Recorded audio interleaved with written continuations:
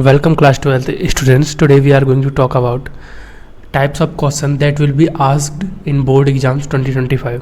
ठीक है, क्योंकि जैसा कि ट्रेंड देखा गया है पिछले साल प्रीवियस एग्जाम्स में, उसी को लेकर हमने कुछ टाइप्स ऑफ क्वेश्चंस बनाए हैं। आपको ये देखने में ज़्यादा लग रहे होंगे कि इतने सारे टाइप्स ऑफ क्वेश्चन है, बट वो एक ही तरह के क्वेश्चंस बहुत सारी बार रिपीट किए गए, मतलब एक ही क्वेश्चंस को कई तरीके से पूछा गया है, वो इसमें इंक्लूड है।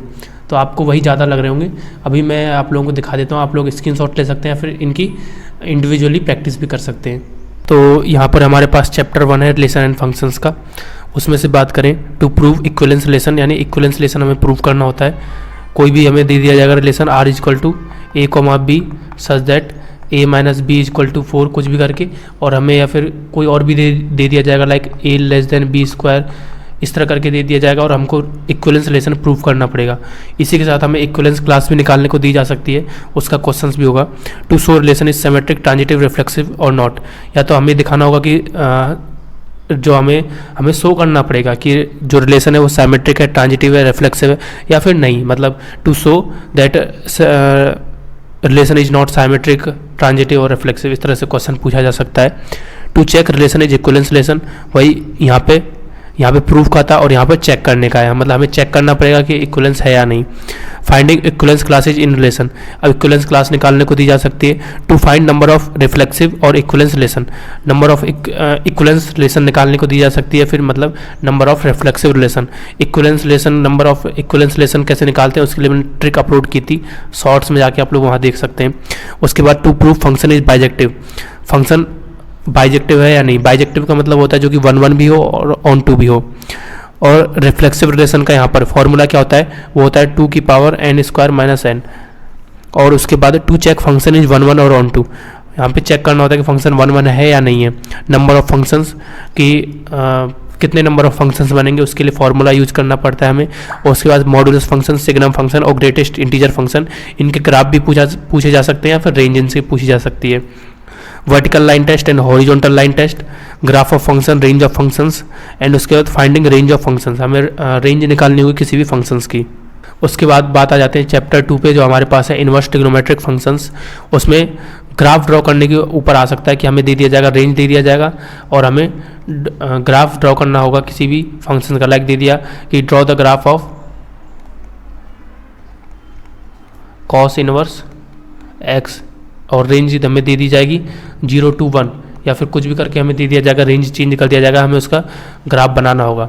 उसके बाद domain and range of inverse function, जो भी हमारे पास इनवर्स फंक्शन है, sine inverse x, cos inverse x, tan inverse x, उन सब पे क्या है डोमेन और रेंज हमें निकालने को पूछी जा सकती है। मतलब कोई भी पूछ दिया जाएगा कि साइन इनवर्स एक्स के डोमेन बताओ या रेंज बताओ, या फिर किसी भी फंक्शंस की, आपको वो याद करनी होगी। To find principal value of particular functions, हमें प्रिंसिपल वैल्यू निकालनी होगी, ये तो जरूर पूछा जाता है। पार्टिकुलर फंक्शन, कोई भी फंक्शन दे दिया जाएगा उसकी हमें प्रिंसिपल वैल्यू निकालनी होगी। How the inverse of trigonometric functions exist although they are not bijective, ये थ्योरी के पार्ट में पूछा जा सकता है, क्योंकि जब ट्रिग्नोमेट्रिक फंक्शंस का इनवर्स कैसे एग्जिस्ट कर जाता है जबकि वो बाइजेक्टिव नहीं है।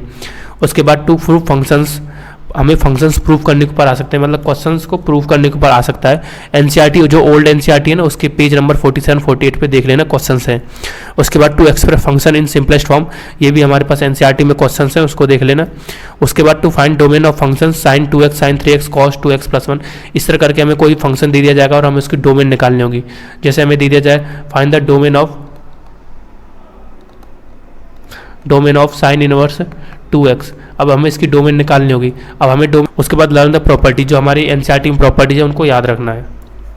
उसके बाद मैट्रिसेज, जो हमारा 3rd चैप्टर है मैट्रिसेज, उसमें to find possible order of matrix, हमें ऑर्डर निकालने के लिए दे दिया जाएगा, पॉसिबल ऑर्डर कितने बन सकते हैं किसी भी मैट्रिक्स के। उसके बाद कंस्ट्रक्ट मैट्रिक्स, मैट्रिक्स कंस्ट्रक्ट करने के लिए दे दी जा सकती है। To find value of x y z, यानी जो हमारे पास वेरिएबल होंगे वो सारे, उनकी वैल्यू किसी भी पूछी जा सकती है। ऐसा कोई ज़रूरी नहीं कि एक्स वाई जेड ही हो, एक्स वाई हो सकता है, जेड हो सकता है, डब्ल्यू हो सकता है, टी हो सकता है, कुछ भी हो सकता है, उसकी वैल्यू हमें पूछी जा सकती है इक्वलिटी ऑफ मैट्रिक्स के बेसिस पे।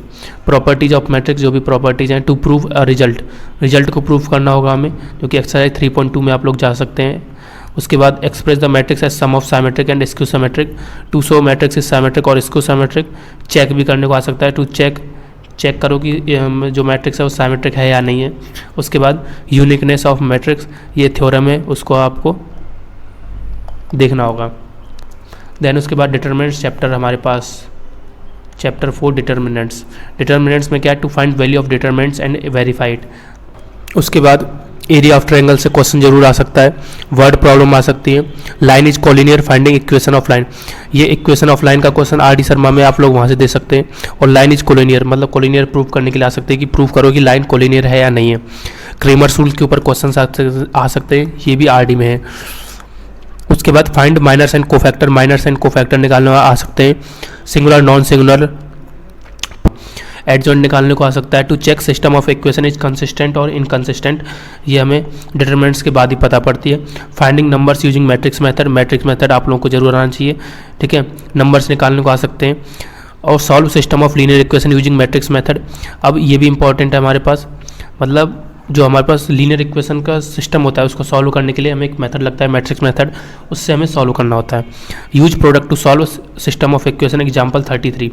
तो एक क्वेश्चन है यूज प्रोडक्ट, हमें प्रोडक्ट का यूज करना होता है, कई लोग उस प्रोडक्ट को यूज नहीं कर पाते हैं, तो इसलिए ये क्वेश्चन इंपॉर्टेंट हो जाता है, ठीक है। बाकी के जो चैप्टर हमारे पास चैप्टर 5 है, चैप्टर 6 है और चैप्टर 7 रहेगा, जो भी रहेंगे चैप्टर्स उसके हम इसके बाद लाएंगे। अगर आप लोगों ने चाहा और कमेंट किया तो हम लोग ज़रूर इसके आगे वीडियो लाएंगे। मिलते हैं नेक्स्ट वीडियो में, तब तक के लिए बाय बाय, टेक केयर। और तैयारी करते रहिए, सब्सक्राइब कर लीजिएगा। Bye bye, take care.